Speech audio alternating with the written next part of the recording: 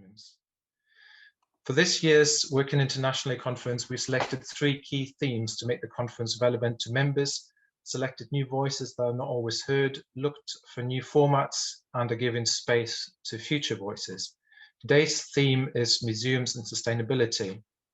We'll have a conversation about the role of museums, the role museums can play in reaching net zero emissions and increasing biodiversity. If you've been watching David Attenborough lately, you know how much plastic there is now even in the deepest oceans, and how many communities, both natural and human, are threatened by climate change. You may well wonder what museums have to do with climate change. ICOM, through its working group on sustainability, established in 2018, aims to mainstream the Sustainable Development Goals and the Paris Agreement across its range of activities, and to support its members and member museums to contribute constructively in upholding the Sustainable Development Goals and towards climate change adaptation and mitigations. ICOM UK joined other cultural organisations last year in declaring a climate and ecological emergency. The Culture Declares Emergency campaign launched in April 2019 with the aim of working with and supporting communities and local government in tackling this emergency. Some of our ICOM UK members in the UK's overseas territories, for instance, in Bermuda and South Georgia, are at the forefront of change, where the consequences of commercial whaling, Antarctic tourism, and human-driven changes in biodiversity are felt most acutely. Denial or indifference is of little use as governments and citizens around the world awaken to the horrors of climate change. The role of museums in mitigating climate change is no longer about science or ideology or politics, it's about social justice. Museums, of course, are not expected to fix climate change. To quote Robert Jane, who's the founder of the Coalition of Museums for Climate Justice, museums are grounded in their communities and their expressions of locality. They are a bridge between science and the humanities. They bear witness by assembling evidence and knowledge and make things known. They are seed banks of sustainable living practices that have guided our species for millennia. Museums are some of the finest and most creative work environments in the world. There are no other organizations able to match their singular combination of historical consciousness, sense of place, and public trust. These gifts must now be put to work in combating the spectre of climate change. This is an arduous task, but complacency will demand a greater price.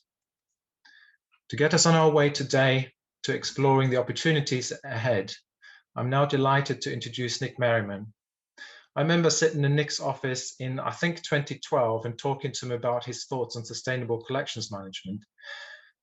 After an, at that point, already very interesting career at Museum of London, University College of London, and serving 3 years as chair of ICOM UK, Nick joined the inaugural CLAW Leadership Programme in 2004, the result of which was his published work on active and sustainable management of museum collections. He became director of Manchester Museum 2 years later, where he oversaw major capital developments which increased and diversified the museum's audiences. In 2018, Nick was appointed chief executive of the Horniman Museum and Gardens in London. The Horniman are currently planning to plant a microforest to create a barrier between the gardens and the South Circular Road. Nick is currently the convener of the Environment and Ecology Working Group of the National Museum Directors Council, which organized its own conference last year on museums and galleries responding to the climate and ecological crisis. Nick will now discuss with Mary Robinson and Natalie Bennett the role museums can play in reaching net zero emissions and increasing biodiversity. Thank you, Christian, and good morning to everybody, and welcome to this discussion between really 2 leading international figures on issues around climate and the ecological crisis and sustainability, and we hope as well to bring that to bear on the issue of museums and their role during the course of this morning. So I'm delighted to introduce, first of all, Mary Robinson, who's Adjunct Professor for Climate Justice in Trinity College, Dublin, and Chair of the Global Leadership grouping, the Elders. She served as President of Ireland from 1990 to 1997, and as UN High Commissioner for Human Rights from 1997 to 2002. She's a member of the Club of Madrid and the recipient of numerous honors and awards, including the Presidential Medal of Freedom awarded by Barack Obama. Between 2013 and 2016, Mary served as the UN Secretary General's Special Envoy in 3 roles, first for the Great Lakes region of Africa, then on climate change, and most recently as his Special Envoy on El Nino and climate. Her foundation, the Mary Robinson Foundation Climate Justice, established in 2010, came to a planned end in April 2019. Her memoir, Everybody Matters, was published in September 2012, and her book, Climate Justice, Hope, Resilience, and the Fight for a Sustainable Future, was published in September 2018. Baroness Natalie Bennett was leader of the Green Party of England and Wales from 2012 to 2016 and was appointed to the House of Lords to become the second Green peer in September 2019. She has a strong passion for culture. She was once a reviewer of London theatre and exhibitions. She now occasionally finds time to pursue her interest in history, particularly women's history, in spite of all the calls on her time. And she's actually a former volunteer at the British Museum, so she knows that area, that institution well. And having lived in Bangkok for 5 years, she's got a particular interest in Southeast Asia. So thank you to both of you for joining us today and spending time with us. We're really excited to have you. We're going to spend about 40 minutes or so in discussion, and then we will ask Mary and Natalie to respond to questions that you participants post in the Q&A. So the Q&A rather than the chat, please, because it's easier to see. So please do post them at any time that they come to you. So I'm going to begin just by placing a bit more context on the potential role of museums in the whole issue of mitigating the climate and ecological crisis. Museums are amongst the small group of institutions that are really focused on the long term. Many museums have collections that go right back to the origins of the Earth and can document the 5 previous mass extinctions on Earth before the Anthropocene. They also collect and preserve material for the long term, for the future, for posterity. So they take a long-term view beyond that of the cycle, the short-term cycles of politics and economics, which I think puts them in a very interesting position in relation to this. They're also very large-scale institutions. We think there's about 55,000 museums worldwide, visited by probably billions of people. We don't have an exact figure. What we do know in the UK in pre-COVID times, museums had about 80 million visits each year, which is more than all attendances at all types of soccer matches and churches put together in the UK. So museums are perhaps underappreciated as kind of mass media institutions.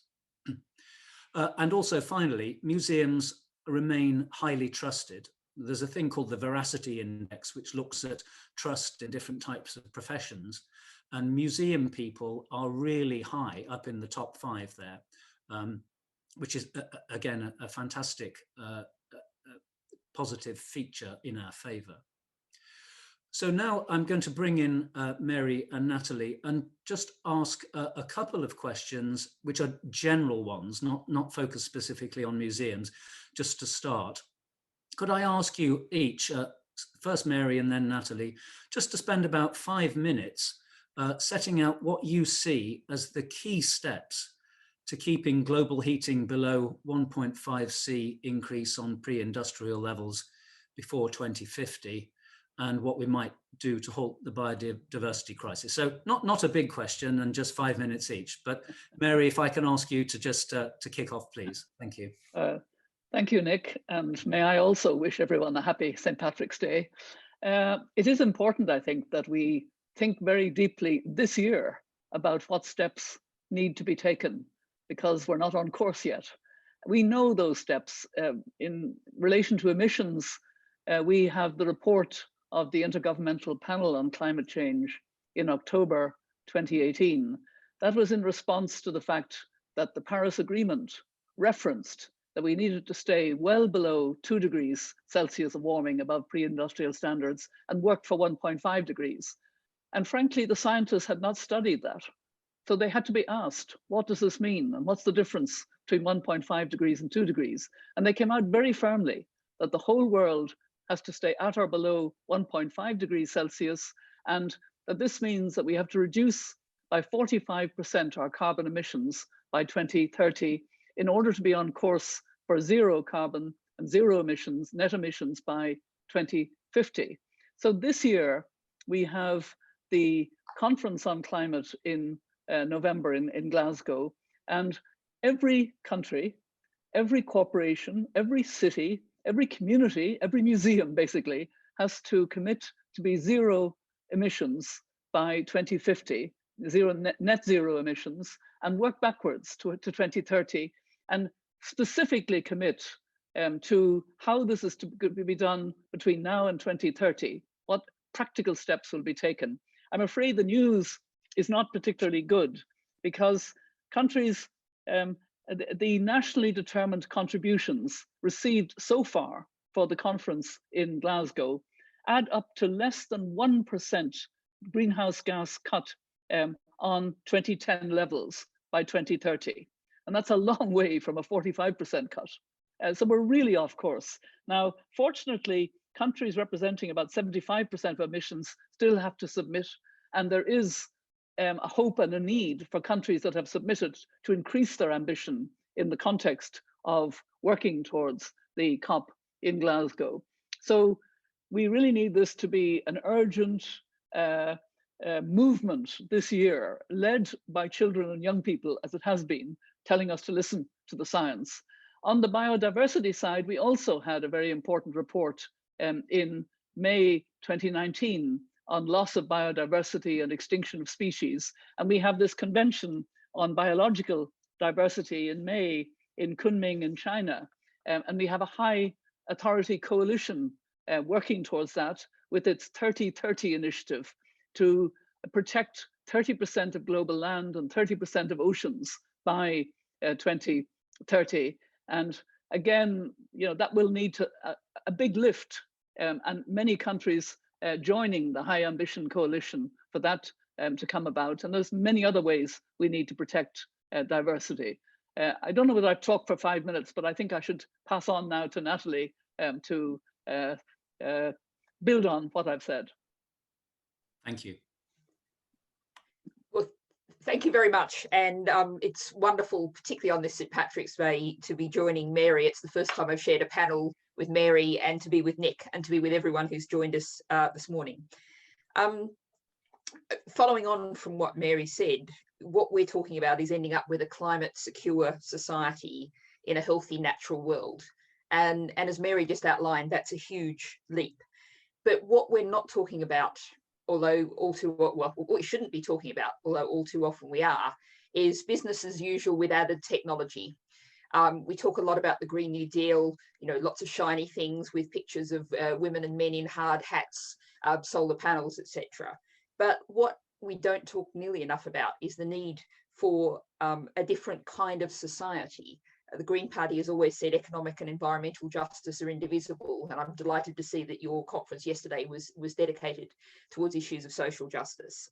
And so I'm going to pick out in my 5 minutes 3 things that we need that perhaps are not the normal things talked about when we talk about how we get to a climate secure society, and that less than 1.5 degrees, which, as Mary was saying, the scientists have only found more and more since Paris how absolutely crucial staying below 1.5 is. The first thing we need is social innovation.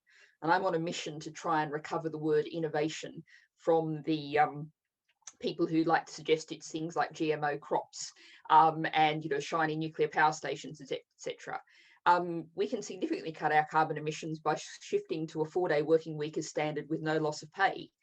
That's something that also gives people a much better life. And the social innovation, one of the biggest social innovations we need is to turn around so that we have a society that's working for people instead of people working for that mysterious entity, the economy. So we need, I would say, a universal basic income. If people have security, they don't fear they're not going to be able to put food on a table, keep a roof over their head, then they're not going to feel like they have to grab more stuff, more resources for themselves to try and find that security. The second thing we need is imagination and empowerment. It's very hard. I'm 55 now, and having just turned 55, I've there's 50 years more or less that I can remember. And when I think back and think about how different things were, how different everyday life was 50 years ago, you used to go to the bank to get some cash. I'm just old enough to remember that. Things change, but people forget how fast they've changed. So we need to paint pictures of how society looks different. When I'm talking particularly to creative people, I say, more or less seriously, I don't want any more zombie movies or apocalypse novels. What I want is a Hollywood rom-com that works out fine. So, set 40 years in the future, boy meets boy, boy loses boy, boy gets boy again, couple of nice Hollywood stars. And just in the background, it's all worked out fine. We have a society that's got to less than 1.5, that's got a decent quality of life, which there's no poverty and not rampant inequality. And we need empowerment, because at the moment people feel like, oh, there's nothing I can do. It's such a big, enormous thing. So we need to show people how their actions on a small local scale, everything they do can really make a difference. And I'm not talking there, so much about, I'm not really interested in individual actions, people trying to cut down their plastic or whatever. I'm interested in people getting together, working together, building new structures, building new things in society. And rather related to that, the third thing we need is hope. Because Mary mentions the importance of young people. And, I've spent lots of time with climate strikers. I spend lots of times in schools, colleges and universities. And there is an awful lot of despair out there. And I think we've got to be really careful with fear as an emotion, because hope, the understanding that there's sufficient resources on this planet for everyone to have a decent life, if we just share them out fairly, that's a hopeful picture. On the other side, we have people saying, oh, it's fearful and difficult. We've got to grab what we can for us and ours and shove those others away, whoever those others are. That fear can be a really, really dangerous emotion. So I think museums can do a great deal to contribute towards building this understanding about social innovation. Life hasn't always been like it is now, about imagination and empowerment, giving people different pictures, ideas, and telling them they can do things for themselves, and delivering them hope. And that perhaps in some ways is the easiest one, because museums are full of wonderful, beautiful things created from human ingenuity and innovation, and it shows what we can do. Thanks very much, Nick. Thank you. And I just want to say it's fantastic to deal with politicians who are used to dealing with questions from the media, and so, because you've both taken less than 5 minutes, which is quite unusual in my experience. So thank you. Given that we've got a bit of time, Mary, is there anything you'd like to respond to that Natalie's mentioned? Yes, I was very happy with the approach that Natalie adopted, because I constantly take issue with a phrase that is a UN speak, and President Biden uses it, called build back better. I really don't want that. I want to build forward with equality, justice and sustainability, very much along the lines that Natalie was talking about. And I think in this respect, COVID actually helps us, because COVID has exacerbated all of the inequalities. It has brought out the intersectionality, which is a very strong feminist word, a long, complicated word, but a very important one, the links between racial inequality, gender inequality, poverty inequality, being marginalized, having disability, being a migrant, etc. And so, that mirror is now with us. And another lesson from COVID is that government matters. We need good government policy. A third one is science matters. We're listening to the health science. And the fourth one, which is rather subtle, is that compassion matters. We're seeing people actually caring more about those who are worse off. And I think this is going to be helpful going forward, because we do need more solidarity, particularly with developing countries, in enabling them to have the technology to move in the direction of renewable energy and address biodiversity appropriately. So I should have said that the first lesson of COVID is that collective human behavior matters. And that's very important too when we come to address climate, because we need to address and change our behavior. And we need to consume less, we need to waste less, we need to move to that circular economy more rapidly, and so on. Thank you. And before I move on to the next question, Natalie, any reaction to that? Just one thing I'd add, that I think Mary's very much right, that COVID has just broken things open and created opportunities, as well as, of course, all the horrendous suffering and difficulty we've been through. But one of the things COVID's shown is how fast things can change.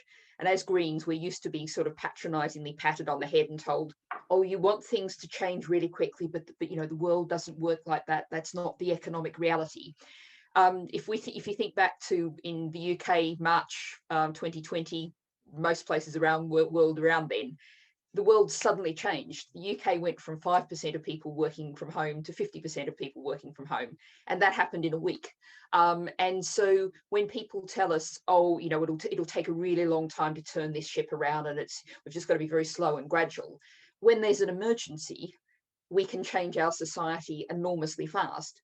You know, that was the COVID emergency. This is the climate emergency and the nature crisis. So let's apply the same kind of sense of urgency, because the problem is as urgent. Great, thank you. So just one more question on sort of general terms before we hone in a bit more on museums. And it's the politics question. I was struck by Bill Gates's recent book, you know, placing great emphasis on technological solutions, as you might expect, but he sort of concedes at the end that he can't really say much about the politics, and how we might actually persuade people to, you know, do a Green New Deal and invest in the technology needed. So, from your view, I'll start with Mary again. How do we manage this relationship between technology and politics, where it seems often there's little political reward because the political cycle is so short term in actually investing in these long-term solutions? Well, I haven't actually read Bill Gates's book, but I have seen some articles by him and about his book, and I know the approach. Funnily enough, if I may, I have some experience of that technological approach of Bill Gates when I chaired the Gavi Alliance for a number of years, which my friend Ngozi has chaired until she took over the World Trade Organization. At that stage, Bill Gates was focused on getting vaccines to mainly children and young people. Technological, that was it. He didn't want to talk about strengthening health systems. We fought it up and down. That was too political, too messy. Now I'm very glad he's leading in the opposite direction in relation to health systems. And quite honestly, I don't think a technological approach as such will get us where we need to be. I think we need a whole of government, top down, and a whole of community, bottom up approach. And it has to start with individuals and families and communities, bottom up, much more than we've seen up to now. And there are wonderful examples globally of what is being done that is really very innovative, to use a word I was glad that Natalie used. I have another way of communicating my passion about climate justice. I have a podcast called Mothers of Invention, which some may know about. I didn't even know what a podcast was when it was suggested I might do one. And they paired me with a young comedian, a young Irish comedian who was 8 years old when I was elected president, and she's half respectful of me in the podcast, so it's great fun. But we're deadly serious about who we talk to and listen to, and it's women mainly from different parts of the world who are engaged in wonderful ecological solutions and wonderful ways of addressing in their communities, building resilience and so on. And it's very powerful evidence of what is happening that we're not paying enough attention to. And a number of those we've talked to, both in the United States and globally, are indigenous peoples. And of course, they have this incredible wisdom. They are saving the forests. They are guardians of the seeds. We need to pay much more attention, and we do need the systems. We need to strengthen our health and education systems. COVID has taught us that, but we also need a systems approach in the best sense, community-based, bottom up, and government policy top down, which is whole of government policy. Lovely, thank you very much indeed. Natalie. Well, one of the things I think it's really important we don't do nearly enough broadly on the progressive side of politics is celebrate our victories. We're in a situation where we may perhaps get a government concession, but it's never enough. And we immediately say, oh, well, that's not enough, we need to go further. One of the first things we do to deliver that kind of hope that people need is to celebrate when we win. When we get the government saying, oh, there's not going to be any fracking in the UK, that's a victory. Let's celebrate that. Show people that campaigning works, campaigning makes a difference. And one of the great victories, and this will probably come as a surprise to members of the audience not in the UK, is after an enormous struggle, we finally defeated the forces of right-wing reaction, our right-wing media tycoons. And about 2 years ago, the BBC finally decided to stop putting climate change deniers on as a matter of course every time they talked about the climate. Now, I know that's surprising in most of the rest of the world, but we've had that victory. And I've been in the House of Lords for a little over a year, and I've never heard a climate change denier get up and deliver a climate change speech. Now, that wouldn't have been true 2 or 3 years ago. And so we have actually won the argument. I was in the Lords yesterday in the National Security and Investment Bill, really pushing the envelope with an amendment on the climate emergency and nature crisis. And basically, whilst they were technically disagreeing with me in opposing the amendment, everyone was falling over each other from all sides, including the government, to agree with me and talk about how much they were doing about climate. So we have actually made huge political progress in relatively few years, certainly in the UK, and around the world, that progress was made some years ago. So we've now won the argument, but what we've got to do is go from the hot air to actual action. And that's where there's still a huge and gaping gap. But we don't have to fight the argument about whether this is an urgent problem anymore. So that is progress, and let's celebrate that progress, and then immediately start pushing for the action that has to follow the words. Thank you.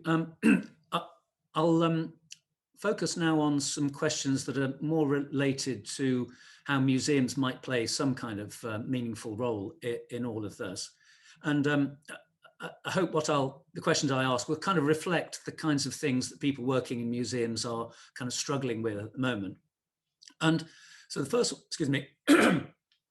one is that so much progress seems to rely on the actions of others, as we've been saying, politicians, large corporations who need to invest in different ways of doing things, that it can sometimes be difficult to know what organizations like museums can do.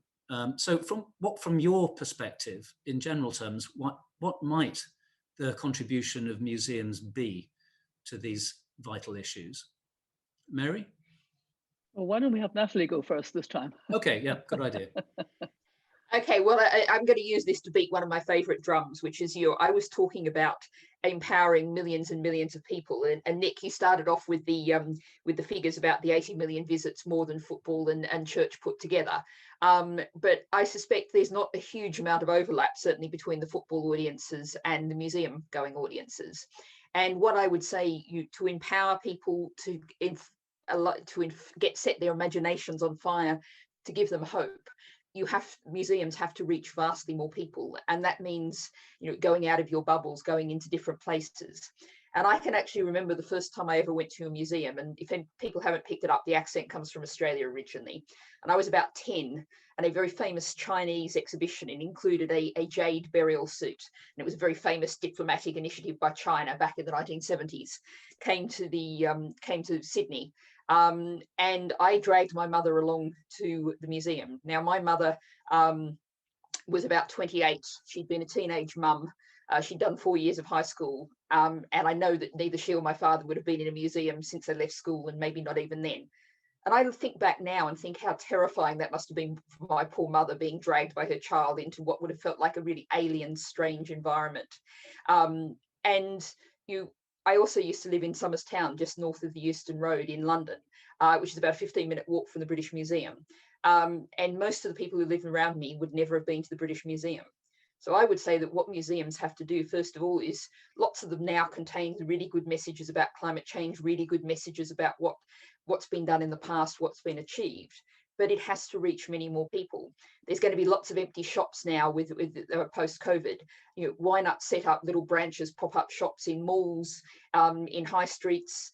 There's going to be lots of shops available for peppercorn rent. Reach out to people. You know, there are mobile libraries. What about mobile museums? A museum, a little branch of your museum in a van touring around into children's playgrounds. So I think museums have a huge potential, but they've got to take that potential to entirely different groups of people till they reach now. Thank you very much. And Mary, your thoughts?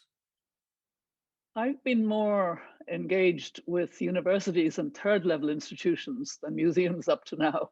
And I've been encouraging them to be thought leaders in the change that needs to take place in our society, and to do it in two different ways. One, to be very open and transparent and visible about the steps they're taking themselves to make the university sustainable, for the third level institution, and now I would say the museum. Spell it out, you know, be very vocal about it.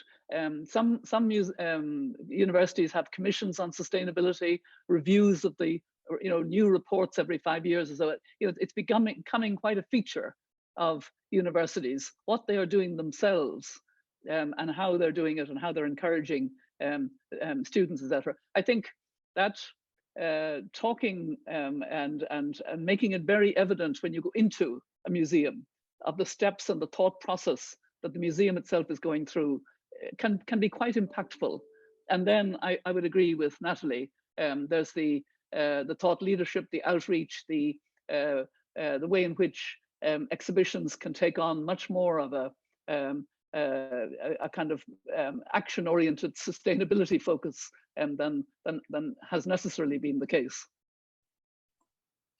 Thank you. And no, I think those are really good points for us to think about, because I think often museums have a sort of inside and an outside focus. So when they're getting their own houses in order, it tends to be an entirely internal matter, and they don't share that with the public. You know, the outside focus is exhibitions and so on. But I think you're absolutely right that to be good practical examples of carbon reduction or encouraging biodiversity, not just by doing it quietly behind the scenes, but by actually making that part of your public offer, is a really important leadership role.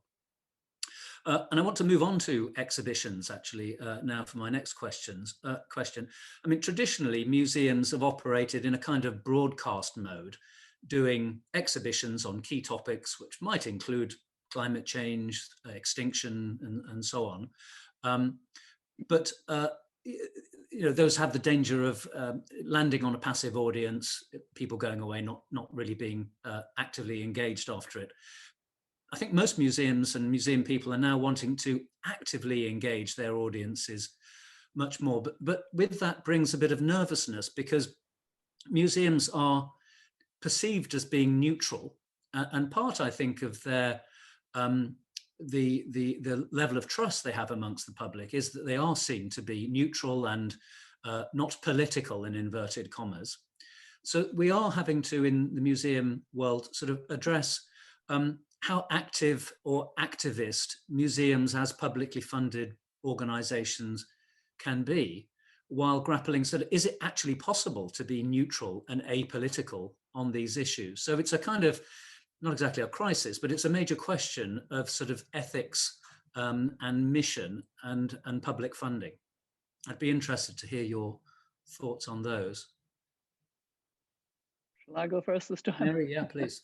Okay, I wanted to just pick up on our previous conversation and the way you responded to the fact that museums should show visibly what they're doing. It reminded me of a phrase that's often used by institutions doing quiet work, the invisible mending that goes on.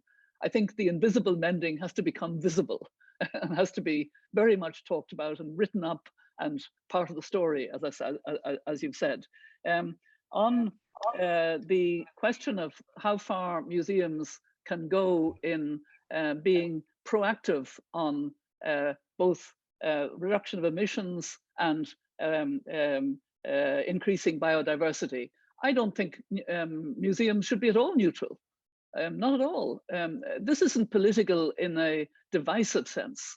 We've gone beyond that, and I think Natalie made that point well. The world urgently needs to commit, and we need thought leaders who are leading on this. So I would certainly encourage any museum to examine how it can be part of the solution, because we urgently need to move forward with all the firepower we have. And museums are, as you said, trusted.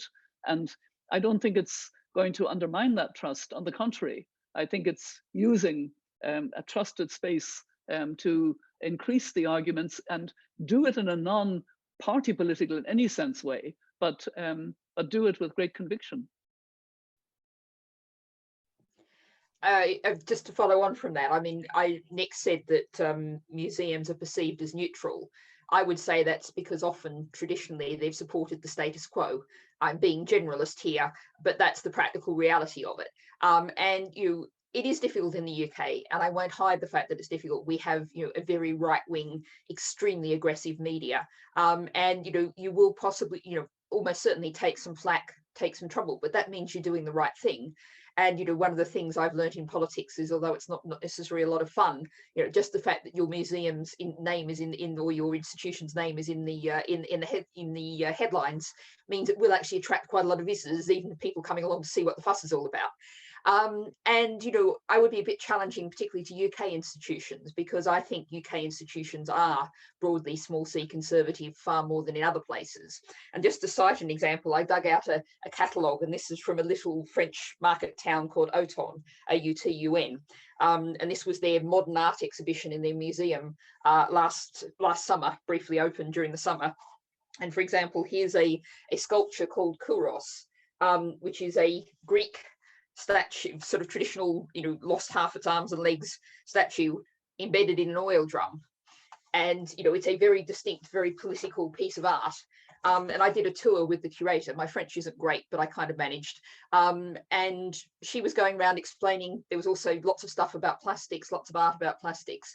And she wasn't, particularly proud of herself for doing this. She wasn't holding this as a particular thing. She just expected art to be political. That was just the way it was perceived. And I think we have a very embedded establishment in the UK.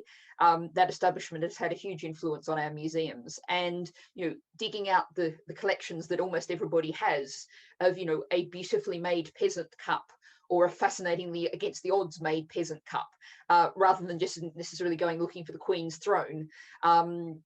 Doing things that highlight what the world looks like. Things like we were talking about nature. I'm sure lots of museums, this is a little pet subject of mine. George Monbiot's highlighted the issue of shifting baseline syndrome. We are one of the most nature poor countries in the world. We're 187th worst for nature in the world. People don't realize that. Museums could do a great exhibition from their collections of the fact that you used to be able to not able to walk across the road because there was so many toads crossing on their way in the breeding season, that the sky would once be thick with bats. And now if we see 3 or 4 bats, we go, wow, there's some bats. Museums have so much material that can highlight how the world was different and why we've lost all those bats and those toads, and why we have a climate emergency. It's all there. It's just a matter of how and when it's presented. Great, thanks to both of you on that.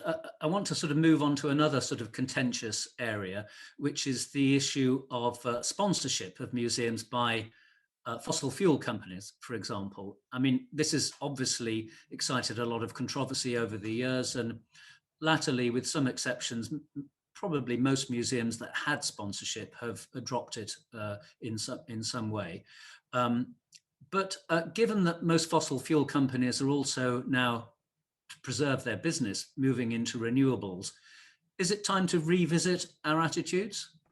Natalie, I suspect I know what you're going to say on this. It's not a hard guess, this one. These are still, they are, greenwashing to a very, very minor degree. And the problem is, of course, that if you accept their money, you are giving them a huge coat of greenwash. People feel like all museums are these respectable institutions, trusted. They would have checked this all out, so this is all right. And the astonishing thing really is, I've been involved in over the years in lots of protests. Was once in the Tate Modern. We set up an alternative entire exhibition in a corner, and they were very sensible. They didn't throw us out, they just let us go. We would have got a lot more attention if they'd thrown us out. But what's astonishing is the tiny amounts of money in the terms of the oil giants. That tiny amounts of money have been able to buy them a huge amount of goodwill, a huge amount of greenwashing, a huge amount of saying, oh, we're good corporate citizens, look at this. Really, you've been getting a terrible deal, you being the museum sector as a whole, and they've been getting an amazingly good deal. And you cannot possibly claim to be doing the right thing for society and accept fossil fuel sponsorship. Or indeed, plastic company sponsorship or whatever. Mary, do you concur with that essentially, or do you have another view? I don't really have much to add to what Natalie was saying. I do think we need to be very careful about the commitment of fossil fuel companies, and the elders are in the business of encouraging fossil fuel companies to move to renewable energy, but we are aware they spend far more on advertising what they do for renewables than on renewables themselves very often. So, there are exceptions. There are some that are definitely making more progress. They tend to be non-US based fossil fuel companies are giving a bit of leadership, and we want to encourage it. But I wouldn't feel that sponsorship from museums is a way to go, because I think the gain for the fossil fuel companies far outweighs the reputational damage potentially for museums. Yes, thank you. And I think both of you highlight the fact that I think the museum sector often underplays its own sort of brand value Yes. and gets rather exploited. So to sort of put a more positive spin on this, Mary, how can museums, and particularly the big museums really, use their brand power in a positive way around the climate and ecological crises? I think it's relevant for UK museums that the UK has the presidency of the COP in Glasgow. And I think, it seems to me to be appropriate that museums would think about how influence could be brought to bear on encouraging the COP presidency. I'm a friend of the COP presidency. I'm doing my best as chair of the elders to encourage. I see no reason why museum leadership wouldn't actually, perhaps take an initiative even globally to link with the fact that the UK has the presidency, to encourage museums worldwide to become more engaged in the urgency of getting on course for a safe world. That has to be, the prerogative. That has to be the priority, rather, of any thought leader, which museums, as I emphasize, are, and they do have that trusted space, that moral authority. And I would simply encourage, maybe during this meeting that you're having, you spend a little bit of time, perhaps towards the end of it, thinking, what could we do now to help the COP presidency? There are problems. There are problems of the UK having given a leadership of putting into legislation the 0.7% of aid, and now in the worst possible time of COVID and disaster for developing countries, cutting that back to 5%, 0.5%, and if the leaks are correct about cutting back on Syria, cutting back on Yemen, that's not going to help a presidency. Possibly quietly, this shouldn't be done publicly.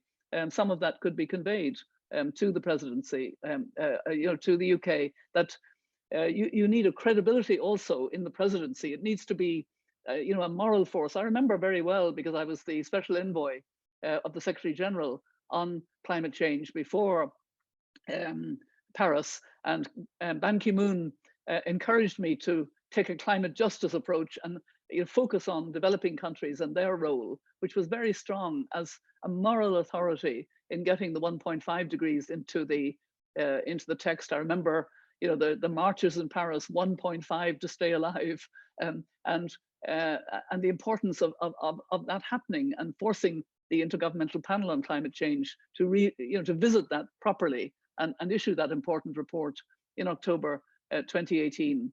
Well, the presidency of a COP, which was greatly encouraged by France at the time, has to be on the side of those countries most vulnerable to climate. So it's a different position from the UK position, which is separate, and it needs to be kept separate. But I think that the museums can speak to the moral authority of a COP presidency very well, and do it in a non-political, but in a moral authority way.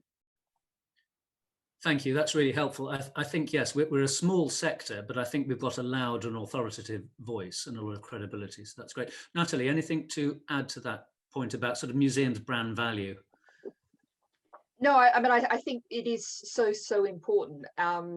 But it's so important that it reaches right through communities, and you're not seen to be on the side of the status quo. I think that's it's speaking up for. I mean, again, I was in I think it was Amsterdam, it was a Dutch city anyway, and there was an exhibition in the municipal museum from which had been put together, the art of Thai sex workers. And this was in the municipal museum, and they'd done a project creating work with these local, but originally from Thailand, sex workers. Now, I have problems imagining that in the UK, but exploring Black Lives Matters issues around reparations, issues around continuing racism and the historical roots of that racism. I know it's not easy, and I'm aware perhaps it feels a little bit like I'm waving my finger and preaching, but it needs to be done, and it's crucially important to deliver the kind of changes we've got to have. And the status quo, the way we are now, is profoundly unstable, economically, politically, socially, environmentally, and that's good news, because museums, as thought leaders, as Mary says, can be at the forefront of leading the way to something different. Yeah, thank you. And I think the difficulty we have in the museum sector is that actually it's so varied, and there's a lot of museums, usually at the smaller sort of local authority level, independent level, and university level, doing really quite radical and socially engaged work. But when people, including politicians, think of museums, they think of our large national institutions, which are, for all sorts of reasons, the direct public funding, the sort of scrutiny they get, much more cautious and conservative by nature. So kind of what we in the sector see as museum practice is often quite different from the sort of wider perception of museums, which can often seem to be slightly conservative institutions. I want to move on now to talk about our visitors, of which we have huge numbers, as you know. And visitors, like any member of the public, can often feel overwhelmed in the face of the crises we're facing, melting ice sheets, destruction of the rainforest, etc. And they kind of do a bit of recycling, but sort of feel it's a bit feeble. How can we in museums give visitors a sense that what they do in their individual lives really does matter? Natalie, can I ask you first of all?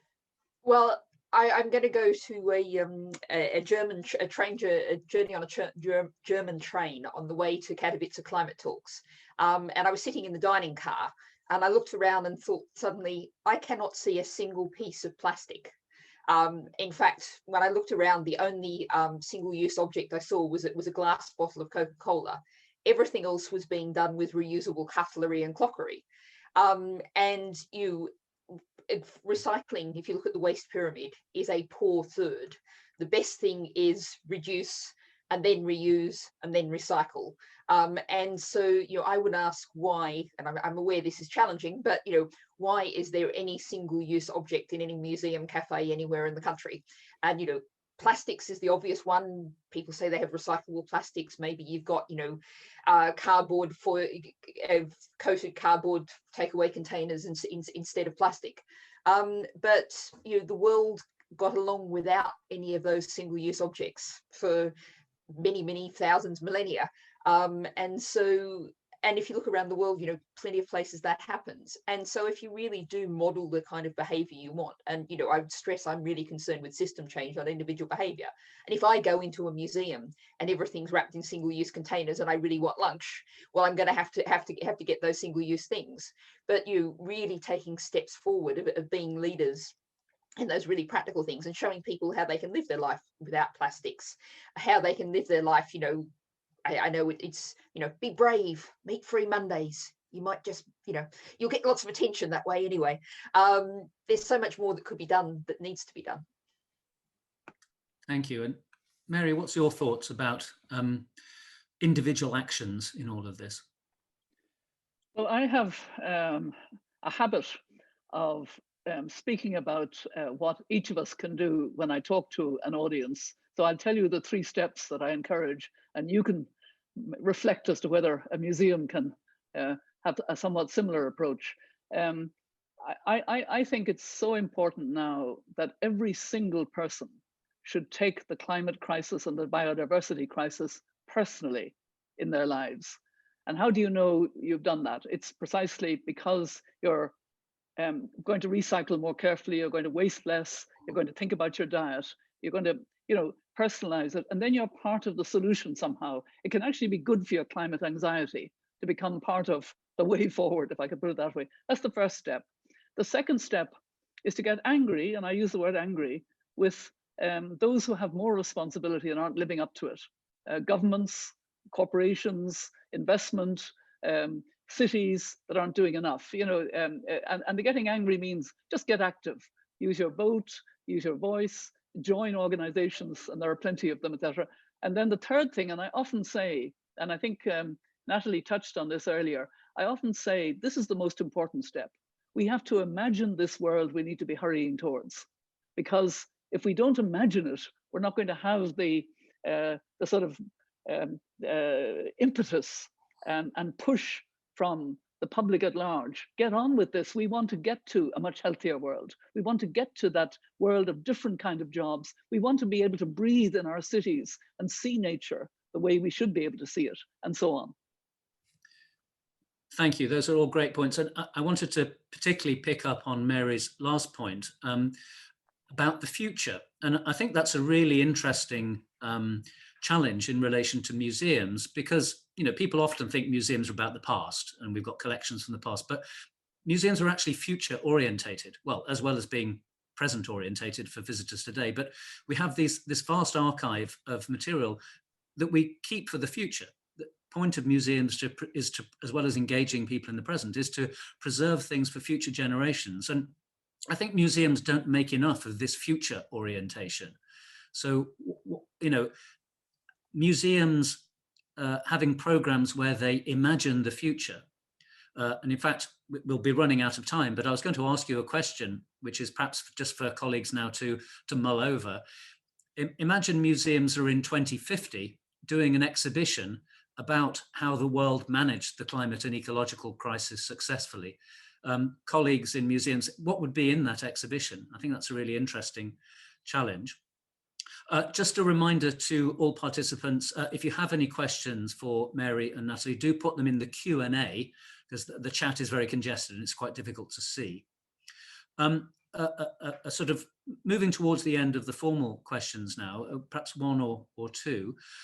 Both of you very clearly talked about at various stages the absolute links between environmental and social justice globally. But in UK museums, sort of in practical terms, it can sometimes seem there's a big gulf between, I don't know, the practicalities of emissions reduction or dealing with single-use plastics, and then, for example, actions around addressing slavery and the colonial legacies. And this is perhaps because of our position in the UK. What, from your point of view, could we be doing to much more obviously bring the environmental and social justice issues together so that they're really clear to people, that you can't distinguish between, you can't disentangle one from another? Mary, can I ask you? Well, this maybe allows me to sing from my favorite hymn about climate justice, because what I try to encourage people to think about is at least 5 layers of injustice that require us to have a climate justice approach. And the first is that the climate crisis disproportionately and much earlier affects the poorest countries, the poorest communities, the small island states, the indigenous peoples. And they happen to be the black and brown people in our world. So there's also a racial injustice in that. The second layer is the gender dimensions within that women very often have less power, less rights, less access to credit, less capacity to give leadership. And yet, women are very often those who are building resilience in their communities. The third layer is the one that children are calling us out on, the intergenerational injustice, the fact that they're not going to have a safe future if we don't bend that curve much more radically than we're doing at the moment. And this year is so important for that, with the Convention on Biological Diversity and then the COP in Glasgow. The fourth layer is more nuanced, but I think it's really very important. It's the different pathways, the injustice of the different pathways to development. Industrialized countries, we built our economies on fossil fuel, and now we have to wean ourselves off and do it with just transition for the workers in the coal, oil, gas, and in Ireland in peat. Developing countries, and I saw this before Paris when I had my mandate and I was a special envoy, they wanted to go green in their intended nationally determined contributions, which they were all setting out. But they said, we will need the investment, we will need the training, we will need the skills. And we frankly haven't shown that solidarity. We haven't yet got up to that 100 billion that was promised quite some time ago, a year from 2020. And all the other ways in which we can encourage developing countries to bring their people out of poverty with clean energy, something that we didn't do. We didn't build our economies without fossil fuel. We're asking them, if possible, to do that, but we're not helping. And the fifth injustice is, of course, the injustice to nature herself, this loss of biodiversity and extinction of species. I think, by framing in a climate justice way, you can actually bring together the intersectionality between all these inequalities. And I think Come on in. To absolutely agree with everything Mary just said, and that was very concrete and very practical. Going a bit more sort of conceptual, you asked Nick how we join up. People tend to think of economy, poverty, and environment in different silos, and I think systems thinking is something we desperately need more taught, and that can be something that's taught through informal learning, through museum exhibitions, and of course where that's perhaps very well expressed, not perfectly, but well, is the Sustainable Development Goals. Those are goals all interlinked about economy, environment, society, poverty, hunger. And I see lots of comment in the chat, people being concerned about, how politically do you get away with this? And I think one of the nice things about the Sustainable Development Goals is that they are, universally agreed by all countries in the world. This is a UN thing that's got the official imprimatur on it. So if you do something focused around the Sustainable Development Goals, you take away some of the political sting because you're doing this nice, respectable UN endorsed thing, and that gives you a chance to get into these issues in a way that's relatively safe. And, to show that it's possible, I was just thinking, it must have been about 10 years ago, British Library, so a very large institution, they actually had an exhibition on human rights. And one of the interesting things was one of the first places where I saw in any kind of official setting the suggestion that a universal basic income, might be a human right. That might be where the human rights movement went next, because if you guarantee the right to life, then you actually have to guarantee people being able to feed themselves, house themselves, clothe themselves. And so, it is possible to do these things, but we do have, particularly in the UK, a huge problem with systems thinking, the way in which people do a science degree or an arts degree, the way in which you're a specialist in a particular subject and you're very narrowly focused. And so museums, because your collections cover a huge range of areas, a huge range of possibilities, you're absolutely crucial in bringing in that systems thinking. And that's terribly important to the environment. It's terribly important to society. But it's also important to actually tackle every conceivable problem, every issue. We've got that silo thinking is a huge problem in our societies. Thanks so much to both of you. So I'll turn now to address some of the questions that have come up from members of the audience. Natalie, you've already sort of tackled the question about, I'll read it out. If there are deeply ingrained anxieties in museums to potentially alienate public sponsors, no matter how apolitical proposed actions are, how do we remove these anxieties to make it easier for museums to become more active? Mary, this is kind of returning, I think, to the question that people are quite worried, and it's a cultural question really about museums shifting from this sort of centuries-old idea of neutrality and scholarly balance to becoming more active, particularly those that are directly funded by local authorities. I've seen in the chat people worried about, say, being in quite conservative local authorities and having a radical agenda around tackling the climate crisis. I mean, how do we begin? This is a block amongst our colleagues thinking rather than the public's thinking, I think. Any thoughts on giving people that extra confidence to make the step? Well, I do agree with the point that Natalie made about the Sustainable Development Goals. They are, they're the global goals for the world. They've been agreed. They're, we should all be working in that direction. I also think the fact of the UK presidency this year of such an important conference, and that sense of the urgency of now, the fierce urgency of now, as Martin Luther King put it. It couldn't be more urgent that we change course. And I don't think, institutions that are built on the trust of the public can not be part of the solution on this, engage appropriately, of course. And I feel that, there are a lot of, there is leadership now in the private sector on the need to go more quickly in reducing emissions and increasing biodiversity. And I think there are potentially new sponsors that could be looked to. I work with the B team of business leaders. The chair is Paul Polman, formerly of Unilever, very well known for his advocacy on the climate crisis. The deputy chair is Sharon Burrow of the the International Trade Union Congress. And to have a deputy on the workers' side in a business thing, and they are doing some radical thinking about, that the private sector no longer should serve just the shareholders; they should serve the wider stakeholders, the kind of stakeholder capitalism, if I could put it that way, that is being actively pursued.